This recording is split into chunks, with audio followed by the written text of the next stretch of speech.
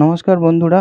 বাংলাদেশে এখন ছাত্র আন্দোলন এবং প্রধানমন্ত্রী বিরোধী যে সমস্ত আন্দোলন সেটি পরিণত হয়ে গেছে সম্পূর্ণ হিন্দু নিধন। অর্থাৎ সেখানের যে সংখ্যালঘু হিন্দু সম্প্রদায় তাদেরকে শেষ করাই ছিল তাদের যে প্রধান উদ্দেশ্য, তা কিন্তু বলাই বাহুল্য। এবং সেই ঘটনাটাকে কেন্দ্র করে আমাদের দেশ অর্থাৎ ভারতবর্ষের বলিউডের অভিনেতা আদিল হোসেন তিনি একটি গুরুত্বপূর্ণ মন্তব্য রেখেছেন। সেখানে তিনি টুইটারের মাধ্যমে একটি বার্তা দিয়েছেন বা একটি অনুরোধ করেছেন। সেটি এই ভিডিওর মাধ্যমে আপনাদের প্রত্যেককে জানাবো। তার বক্তব্য এটাই যে, দুষ্কৃতীদের বলছি এবার আপনারা থামুন। বাংলাদেশের যে সমস্ত নির্যাতিত রয়েছে তাদের হয়ে মুখ খুলছেন আদিল হোসেন, এবং তিনি কি বলছেন তার ঠিক বক্তব্যটা কি রয়েছে সম্পূর্ণ তথ্যটা এই ভিডিওর মাধ্যমে আপনাদের প্রত্যেককেই জানাবো। তো চলুন বন্ধু, জেনে নেওয়া যাক। ভিডিওটা প্রথম থেকে শেষ পর্যন্ত দেখে নিন। এবং আমরা প্রত্যেকে যেমনটা জানি যে পদত্যাগ করেছেন বাংলাদেশের প্রধানমন্ত্রী শেখ হাসিনা, কিন্তু তারপরে দেশ অশান্তিতে আরও বাড়ছে। বিশেষ করে এখানে ভুগছে সেখানের যে সংখ্যালঘু হিন্দু সম্প্রদায়, তারা অশান্তি কমার বদলে অশান্তি আরও বেড়ে গেল বাংলাদেশে। এখনো প্রতিবেশী দেশে অগ্নিগর্ভ পরিস্থিতি, তা আমরা প্রত্যেকেই দেখতে পাচ্ছি, বিভিন্ন খবরের মাধ্যমেই আমরা জানতে পারছি। আন্দোলনটা শুরু হয়েছিল সরকারি চাকরিতে সংরক্ষণ প্রক্রিয়া সংস্কারের দাবি নিয়ে, কিন্তু সেই আন্দোলনই এখন রক্তক্ষয়ী আকার নিয়ে নিয়েছে। বিষয়টি নিয়ে এবার মুখ খুলছেন বলিউডের অভিনেতা আদিল হোসেন।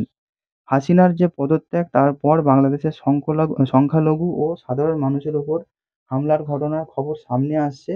তবে এখানে একটি কথা তো অবশ্যই বলা যেতে পারে, বাংলাদেশের সাধারণ মানুষ এবং যে সংখ্যালঘু দুটোর মধ্যে তফাৎ আছে।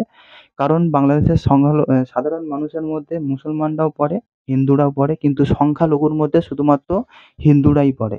আর যারা নির্যাতিত হচ্ছে তারা অবশ্যই মুসলমান নয়, হিন্দুরা। তো যাই হোক, আদিল লিখেছেন এবং তিনি মুখ খুলেছেন। তিনি টুইট করে লিখেছেন যে, বাংলাদেশের ছবি ও ভিডিওগুলো সত্যিই হৃদয় বিদারক। সংখ্যালঘু সম্প্রদায় ও সাধারণ মানুষের ওপর হামলার ঘটনা চমকে দেওয়ার মতো। ওদের সুরক্ষা দেওয়া উচিত। ভারতবর্ষের যে প্রধান রয়েছে তাকে তিনি এই অনুরোধ জানিয়েছেন, এবং নির্যাতিতদের কষ্ট ও যন্ত্রণা তিনি বুঝতে পারছেন। তিনি এমনটাই বক্তব্য করেছেন এবং তিনি লিখেছেন যে, আমি ওদের পাশে আছি। জানি না এখান থেকে কিভাবে ওদের পাশে থাকবে। যাই হোক, আদিল তার পোস্টে এটিও লিখেছেন যে, দুষ্কৃতীদের এবার থামার জন্য অনুরোধ করছি। লজ্জায় ওদের মাথা হেঁট হয়ে যাওয়া উচিত এই কাজের জন্য। ভারতের রাজনৈতিক দল এবং বিশেষ করে মুসলিম নেতাদেরকে এই বিষয়টি দেখার জন্য বা এই বিষয়টির বিরুদ্ধে মুখ খোলার জন্য আমি অনুরোধ করছি। তাদেরকে মুখ খোলা উচিত। এটি কিন্তু খুব ভালো কথা বলেছে। কারণ ভারত যেহেতু নিরপেক্ষ দেশ, সেখানে মুসলিম হিন্দু সবাই সমানভাবে আছে, সমান অধিকার পাচ্ছে। সেখানে তিনি একজন মুসলিম হয়ে কিন্তু হিন্দুদের পাশে দাঁড়িয়েছেন, এবং ভারতবর্ষে যে সমস্ত মুসলিম নেতারা রয়েছে তাদেরকে অনুরোধ করেছেন এই বিষয়টা নিয়ে কথা বলার জন্য, এর বিরুদ্ধে কথা বলার জন্য। যাই হোক, ভারতের নেট আগরিক যে সমস্তরা রয়েছেন তারা আদিলের এই পোস্টের সঙ্গে সহমত হয়েছেন।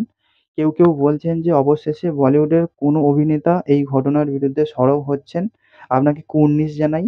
আর একজন মন্তব্য করছেন যে, স্পষ্ট কথা স্পষ্টভাবে বলার জন্য আপনাকে অনেক ধন্যবাদ জানাই।